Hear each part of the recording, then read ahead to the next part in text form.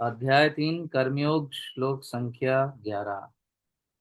देवान् भावयतानेन ते देवा भावयन्तु वा परस्परं भावयन्तः श्रेयः परम वाप्स्यत्। यज्ञों के द्वारा प्रसन्न होकर देवता तुम्हें भी प्रसन्न करेंगे और इस तरह मनुष्यों तथा देवताओं के मध्य संयोग से सबों को संपन्नता प्राप्त होगी।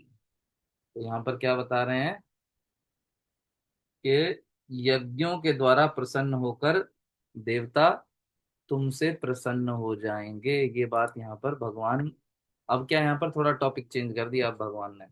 अभी तक कर्म की कलाओं पे बात चल रही थी, तो अब भगवान जो है, अगर याद है आपको कल का श्लोक, हालांकि कुछ भक्तों ने बताया, थोड़ा सा कनेक्ट करता हूँ। तो कल के श्लोक में क्या कह रहे थे भगवान? इस सृष्टि के बारे में बता रहे थे, इस भौतिक जगत के बारे में बता रहे थे, और जीव की यहाँ पर उपस्थिति का कारण बता रहे थे कि क्यों जीव इस भौतिक जगत में आ गया। उसका कारण है हमारे अंदर भोगने की इच्छा, स्वामी बनने की इच्छा। उस कारण जीव इस भौतिक जगत में, इस भव सागर में फंस गया, जिसे बोलते हैं कि हमें भव सागर से पार जाना है, जो कि बहुत आसान नहीं है। और प्रभुपाद ने कुएं का उदाहरण दिया था कि कुएं में गिर गए, अब गिरे तो गिर गए ना। अभी महत्वपूर्ण ये नहीं कि किसने गिराया, कैसे गिरे, अभी महत्वपूर्ण ये है कि इससे बाहर कैसे निकला जाए। और वही विधि भगवान दे रहे हैं कि कैसे इस भव सागर को पार किया जा सकता है। हरिनाम की रस्सी को पकड़कर इस अंधकूप से निकलना सबसे सरलतम पद्धति है इस कलयुग के लिए। Very easy. एक बार निकल जाए व्यक्ति, फिर इंक्वायरी करता रहे कि मैं इसमें कैसे गिर गया, किसने धक्का दिया था, नेक्स्ट टाइम कैसे बच सकता हूँ, सब बात की बात है। लेकिन सबसे पहले महत्वपूर्ण है अपने प्राणों की रक्षा। जीवित हो, जान है तो जहान है, कहावत है ना। तो वैसे ही इस भौतिक जगत से हम कैसे निकल सकते हैं, इस पर हमें ज्यादा फोकस करना चाहिए अभी। तो आज का जो श्लोक है, यहाँ पर आज क्या बता रहे हैं भगवान? अर्जुन से कह रहे हैं कि देवताओं के लिए यज्ञ करो। हे अर्जुन, देवताओं के लिए यदि तुम यज्ञ करते हो तो उससे क्या लाभ होगा? तुम्हारा पोषण होगा, देवता प्रसन्न होंगे तो जीव का पोषण होगा, और देवताओं का भी पोषण होता है। क्योंकि यदि देवता, उनके पास कोई जीव हो ही ना जिनका पोषण करना है, तो उनके पास उस तरह से समझिए कोई जॉब ही नहीं है, दे आर जॉबलेस।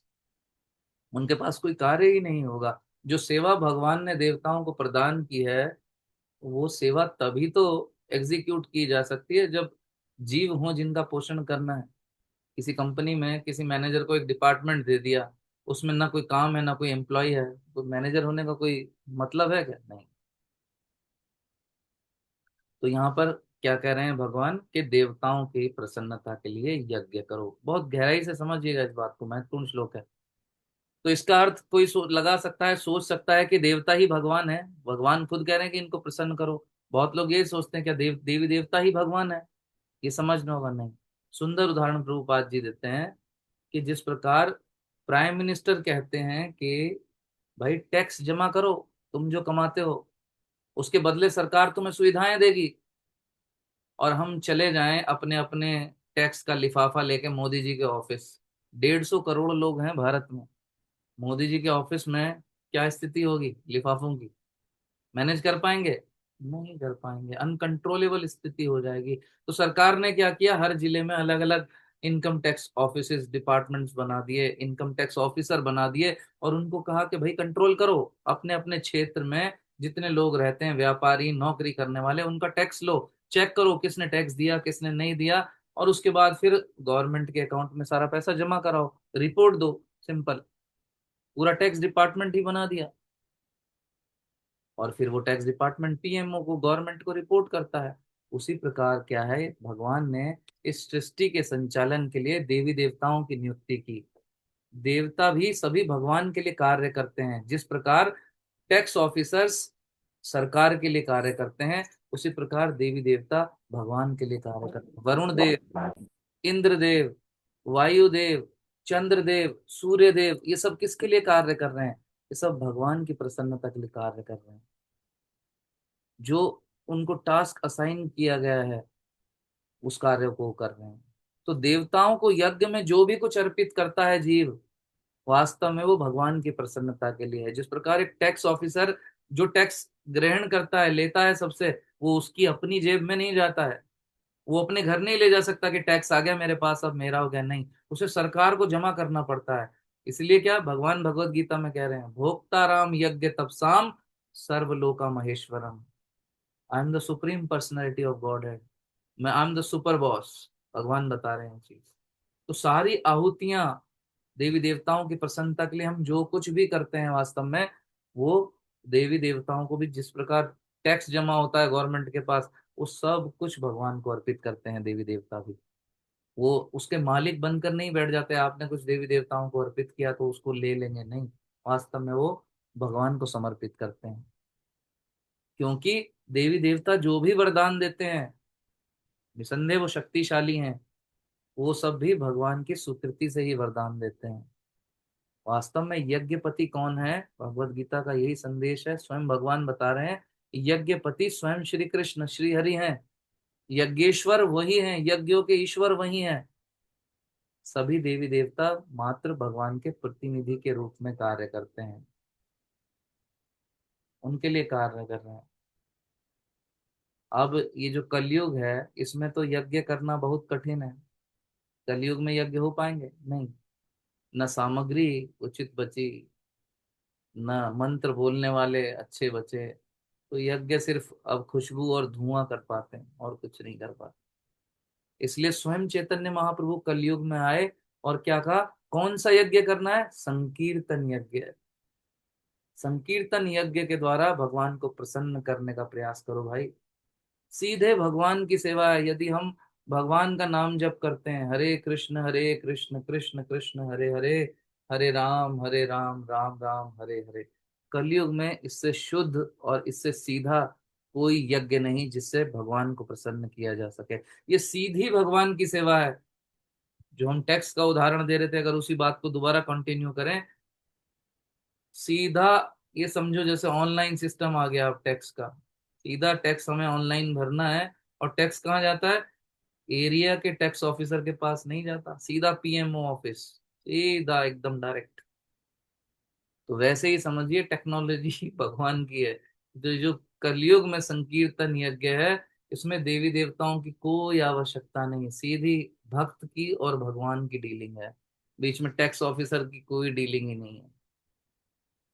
तो कोई लोग ये भी कह सकते हैं कि सीधे श्री कृष्ण की सेवा करेंगे तो भाई देवी देवता तो हमसे नाराज हो जाएंगे। जैसे गोवर्धन की पूजा की जब ब्रजवासियों ने, तो इंद्रदेव नाराज हो गए, इतनी बारिश वारिश हो गई वहां, भगवान भगवान को बाद में जो है वो गोवर्धन उठाना पड़ गया सबकी रक्षा के लिए, हमारा क्या होगा। तो नहीं, स्वयं श्रीमद् भागवतम में भगवान कह रहे हैं, स्वयं भगवत गीता में भगवान कह रहे हैं, कंक्लूड करते हुए भगवत गीता को 18वें अध्याय में, कि मैं ऐसे व्यक्ति की पर्सनली केयर करता हूँ, ऐस जो व्यक्ति मेरे शरणागत हो जाता है। अगर कोई व्यक्ति देवी देवताओं को स्किप करके सीधा भगवान की सेवा में लग गया, यानी वो शरणागत हो गया। जब तक शरणागत नहीं है ऐसा नहीं हो सकता, वो उलझा रहता है। और भगवान कह रहे हैं ऐसा व्यक्ति जो मेरे शरणागत हो जाता है, उसकी केयर मैं खुद करता हूँ। सर्वधर्माण परित्यज्य माम एकम शरणम व्रज, अहम त्वाम सर्व पापेभ्यो मोक्षयिष्यामि मा शुचा।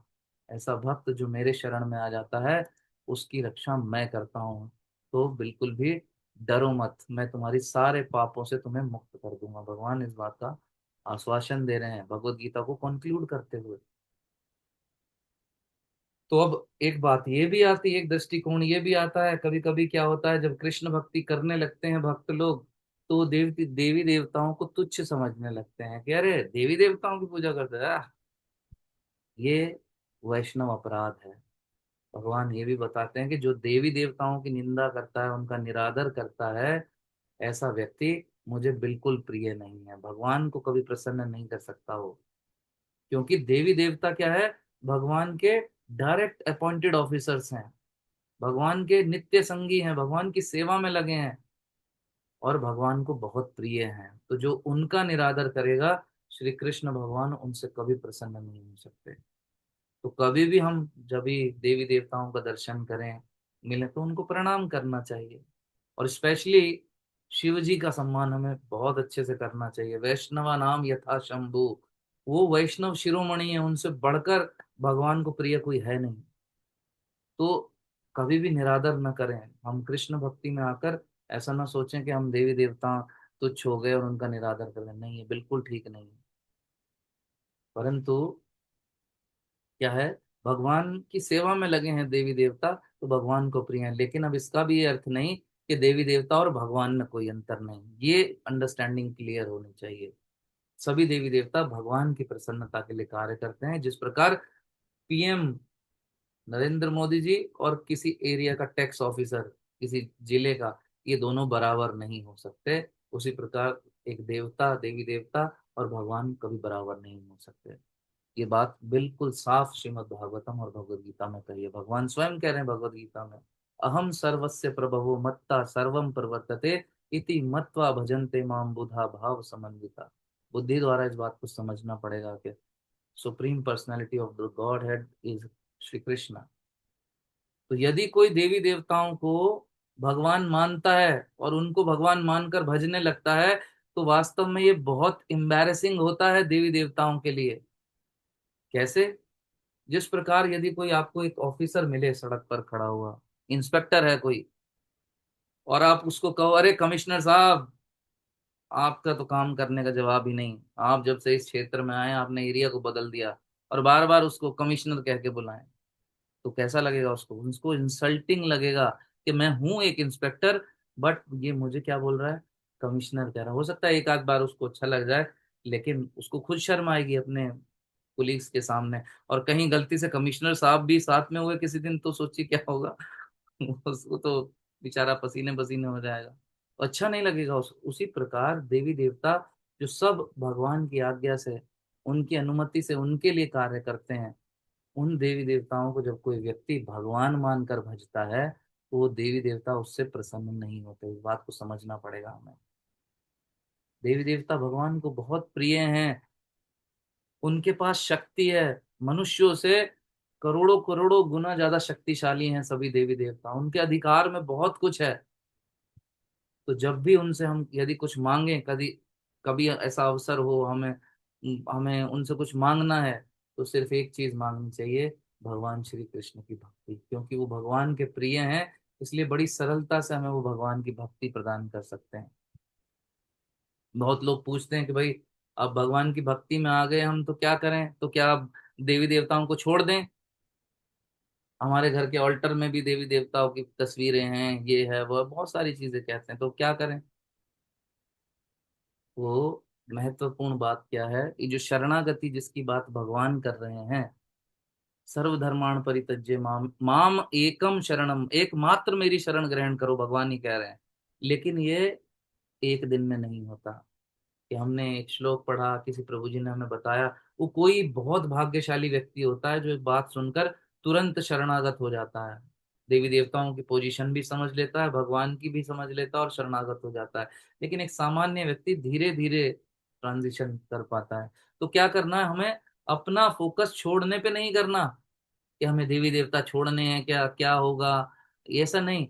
हमें श्री कृष्ण को अपने जीवन में जोड़ने पर फोकस करना है, वो अधिक महत्वपूर्ण है। यदि आपके जीवन में देवी देवता जुड़े हैं, कोई बात नहीं, जुड़े रहने दीजिए, लेकिन कृष्ण का जुड़ना अति आवश्यक है, क्योंकि भगवान इस बात को ही कह रहे हैं। तो जब धीरे धीरे श्री कृष्ण से प्रेम बढ़ेगा, श्रीमद् भागवतम भगवत गीता इसको हम अच्छे से समझेंगे, हमारी भक्ति में दृढ़ता आएगी, हरि नाम जप के द्वारा हमारा हृदय शुद्ध होगा।